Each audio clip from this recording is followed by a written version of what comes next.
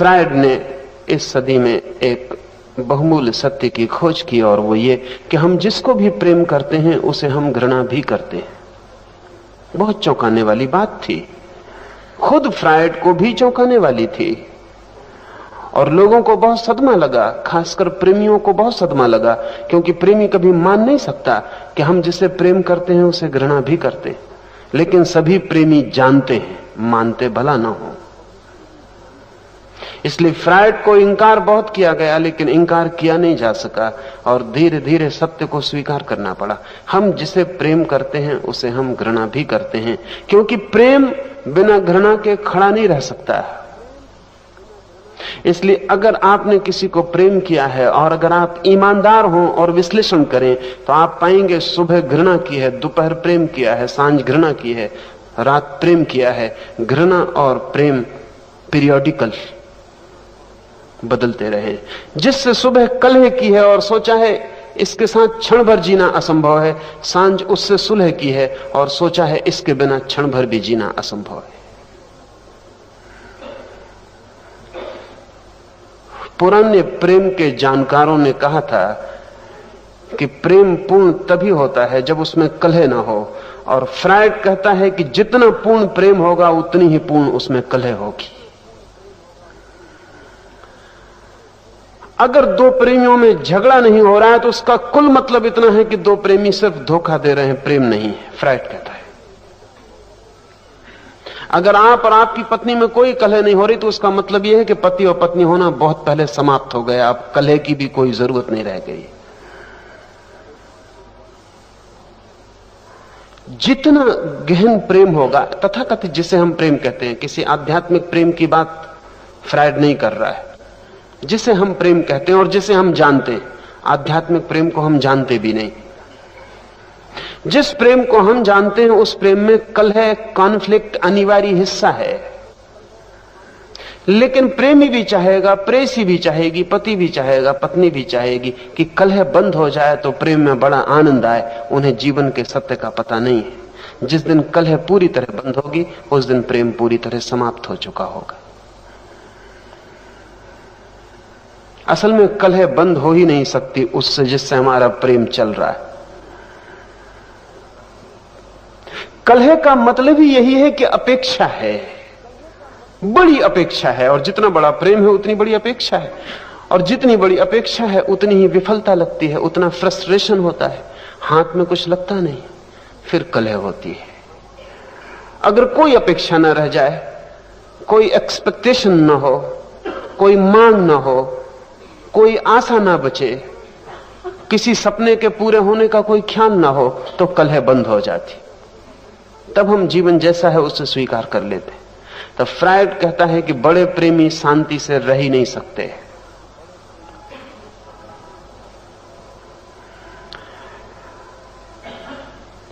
एक बहुत अनूठे आदमी डी सादे ने अपने एक वक्तव्य में कहा है कि प्रेम एक तरह की बीमारी है।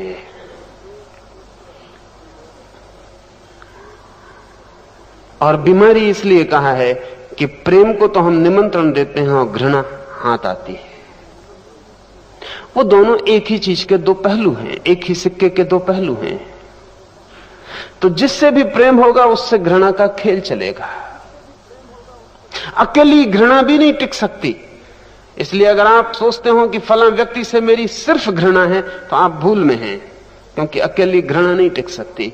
जिस व्यक्ति से आपका प्रेम शेष हो अभी, उससे घृणा टिक सकती, अन्यथा घृणा भी नहीं टिक सकती।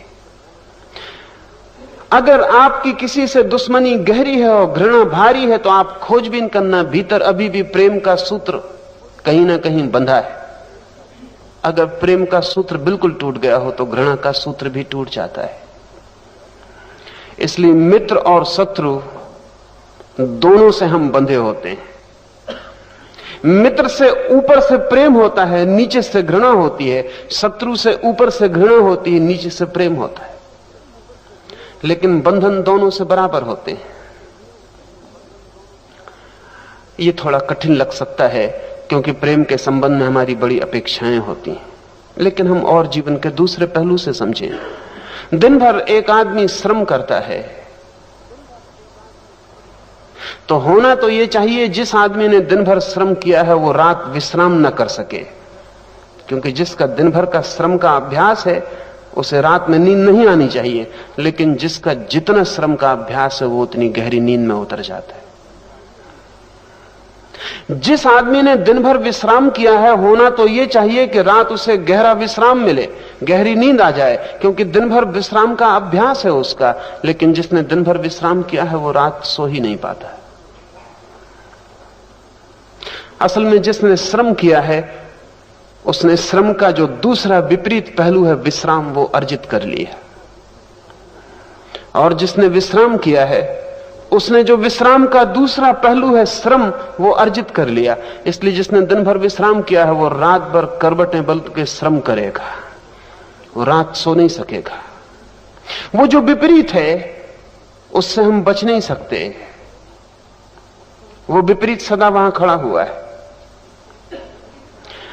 अगर रात विश्राम चाहिए तो दिन में श्रम करना पड़ेगा, और जितना ज्यादा होगा श्रम उतना विश्राम होगा ज्यादा। इसलिए मजे की बात है जो बहुत श्रम में जीते हैं, जिन्हें विश्राम की फुर्सत नहीं मिलती, वे गहरे विश्राम को उपलब्ध होते हैं। और जिन्हें विश्राम की पूरी सुविधा है उन्हें विश्राम ही एक समस्या हो जाती है, क्योंकि विश्राम उपलब्ध होता नहीं।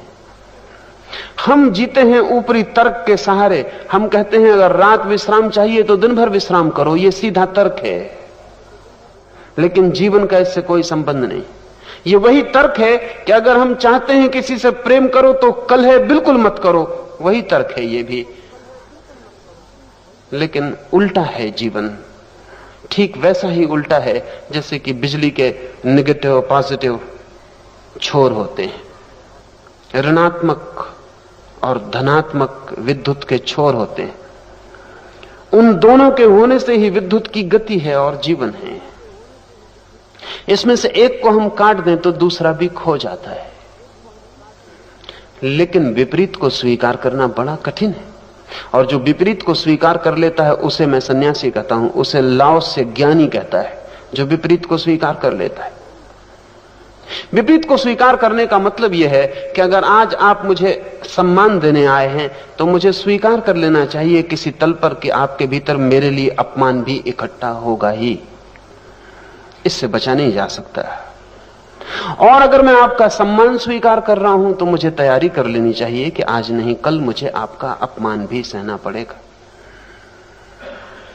अगर इस जानकारी के साथ मैं आपके सम्मान को स्वीकार करता हूं तो आपका सम्मान मुझे सुख न दे पाएगा और आपका अपमान मुझे दुख न दे पाएगा, क्योंकि मैं आपके सम्मान के भीतर गहरे में देख लूंगा कि वो भी अपमान है, और आपके अपमान में भी गहरे में देख लूंगा कि वो भी सम्मान है। क्योंकि एक आदमी अगर मेरे ऊपर जूता फेंक जाए तो ये भी अकारण वो क्यों करेगा, इतना श्रम उठाता है तो मुझसे कुछ लगाव तो है ही, मुझसे कुछ संबंध तो है ही। और एक माला जो डाल जाता है, शायद माला सस्ती भी होती, जूता उससे थोड़ा महंगा ही है, लगाव उसका भारी है, बेचैनी उसकी तीव्र है, वो मेरे लिए कुछ ना कुछ करेगा ही। अगर मैं उसके अपमान में उसके सम्मान को भी देख लूं कि वो मेरे लिए कुछ कर रहा है, श्रम उठा रहा है, तो उसके अपमान का दंश खो जाता है। और अगर मैं सम्मान में भी देख लूं कि आज नहीं कल दूसरा पहलू भी प्रकट होगा, तो सम्मान का जो इल्यूजन है, जो भ्रम है, जो स्वप्न है, वो तिरोहित हो जाता है। और तब सम्मान और अपमान एक ही सिक्के के दो पहलू हो जाते। और जिस व्यक्ति को सम्मान और असम्मान एक ही सिक्के के दो पहलू दिखाई पड़ते हैं, वो दोनों के बाहर हो गया। जीवन सब दिशाओं से विपरीत से बंधा हुआ है, लेकिन जब हम एक पहलू को देखते हैं तो दूसरे को बिल्कुल भूल जाते हैं। वही भूल हमारे जीवन का सबसे बड़ा दुर्भाग्य है। जब हम एक को देखते हैं तो दूसरे को बिल्कुल विस्मृत कर जाते हैं। जब हम कांटे देखते हैं तो हम फूल नहीं देखते, जब हम फूल देखते हैं तो हम कांटे नहीं देखते। और फूल और कांटे एक ही वृक्ष पर लगे हैं, और फूल और कांटों के भीतर जो रस बह रहा है वो एक ही रस है, वो एक ही शाखा दोनों को प्राण दे रही, और एक ही जड़ दोनों को जीवन दान कर रही है, और एक ही सूरज दोनों पर किरणें बरसा रहा है, और एक ही माली ने दोनों को फूल दिया है, और एक ही अस्तित्व से दोनों का आगमन हुआ है। वे दोनों एक हैं गहरे में, लेकिन जब हमें फूल दिखाई पड़ते हैं तो फूल हमारी आंखों को इस बुरी तरह छा देते हैं कि कांटों को हम भूल जाते हैं। और जितने ज्यादा आप भूलेंगे उतने जल्दी कांटे चुभ जाएंगे, देर नहीं लगेगी। लेकिन जब कांटे चुभते हैं तो हमें फिर चुभनी याद रह जाती, फूल हमें बिल्कुल भूल जाते हैं। हम ये भी भूल जाते हैं कि फूलों के लगाव में ही ये चुभन हमने कमाई है। फूलों में रस लिया था इसलिए ये फल भी भोगा है। लेकिन जब कांटा दिखाई पड़ता है तो फूल तिरोहित हो जाता है। हमारी दृष्टि सदा आंशिक है, पार्शियल है। आंशिक दृष्टि ही अज्ञान है। आंशिक दृष्टि गलत नहीं है, वो भी सत्य को तो देखती है लेकिन अधूरे सत्य को देखती है। और शेष जो दूसरा हिस्सा है वो इतना विपरीत मालूम पड़ता है कि हम दोनों में कोई संगति भी नहीं जोड़ पाते। कैसे संगति जोड़ें? जो आदमी आज गले आके लग गया है और जिसने कहा है कि तुम्हारे सिवाय मेरा कोई भी नहीं, और तुम ही मेरी खुशी और तुम ही मेरे गीत हो, हम कैसे कल्पना करें कि यही आदमी कल छाती में छुरा भी भोग सकता है? संगति नहीं, कंसिस्टेंट नहीं मालूम होता। तर्क कंसिस्टेंसी चाहता है, संगति चाहिए। इसमें कोई संगति नहीं मालूम पड़ती। यह आदमी कैसे छुरा भोग सकता है? यही आदमी छुरा भोग सकता है। जीवन की जो गहराई है वो यही है।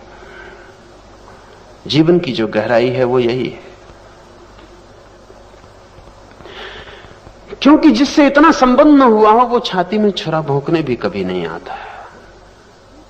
क्या आप किसी आदमी को बिना मित्र बनाए शत्रु बना सकते हैं?